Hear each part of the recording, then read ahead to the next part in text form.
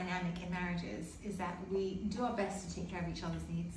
I have a need for safety, you have a need for loyalty. It's unspoken and we get used to meeting the needs of our partners and having our needs met. So just wanted to make a couple of points about how that changes during war. First of all, the needs themselves will be very different in the moment. It could be that usually I need a lot of affection, but actually right now I need space. It could be that usually I need to be considered an equal contributor and right now I need to be given some slack. The needs change.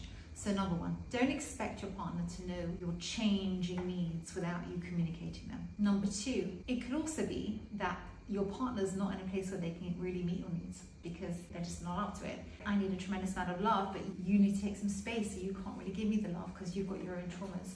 The ability to acknowledge each other's needs, to hear each other's needs out, is not the same as meeting each other's needs. For me to be able to say, I understand that you have a need for X, I'm not in a place that I can give it, is still validation of the need. How we solve the fact that I have a need that you can't meet, that's a different question. But remember, needs change and needs need to be acknowledged. And then we can talk about whether we are capable of actually meeting the needs. But it's still worth your while saying, here's my need. I need you to understand this is my need.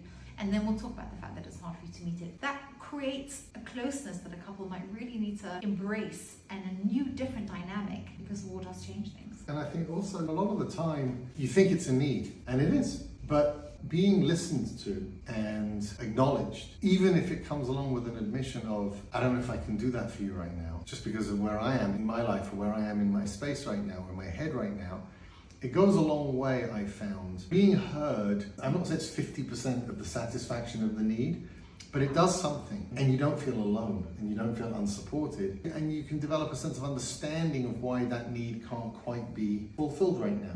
Whereas without that communication, you just have this need and you go into your own head about why they're not doing it and why they can't do it and why they never do it and why they won't do it. You build yourself into a horrible, horrible space. It's much harder to do when you're feeling really listened to and the person has expressed back to you why that's going to be hard for them right now, but that they really hear it and they love you and they care about you and they're going to try, but it brings out your own kindness towards them, giving towards them in a way that really helps. Some people have been very alone during this whole experience and other people have found support networks. A soldier might have found his support network in his unit. A wife at home might have found support network with the other wives at home. And it's also, I think, very crucial for a couple to not expect to be able to move on when that's been yanked away.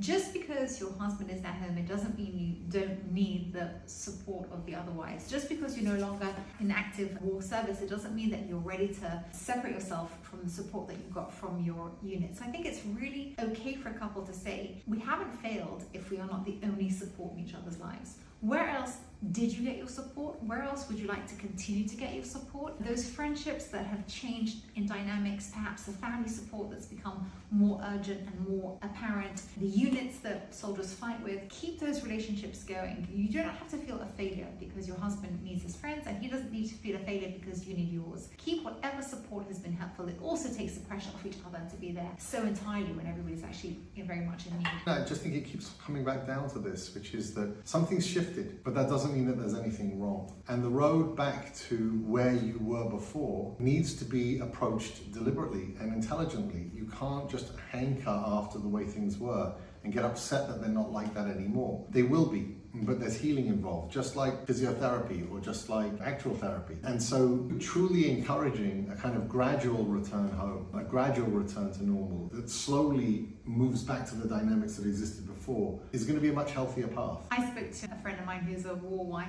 and I said, it sounds like you're too exhausted to take care of your husband and your husband is too drained to take care of you, and you kind of need a third husband and wife in your relationship to take care of both of you. And she said, like, exactly. Understanding that's really helpful. Understanding the fact that when you're drained and you just want to be given to and you're with someone who's like two people who are both sick, they just can't look after each other, they both need to be looked after. The understanding of that and the ability to give a little bit of slack to that and not to blame the other person for not having more emotional fullness to give to you, and again also to go easy on yourself when you realize that you don't have the emotional fullness to give to the other. Even putting that out there, I wish I had all the strength in the world to give you massages all day, look after you, take care of you, and give you your space and your silence, but I'm exhausted, I'm drained, and I'm needy. If we both understand that, then we can sort of recognize that we're hobbling through this together rather than just feeling failed or failing. Also very important.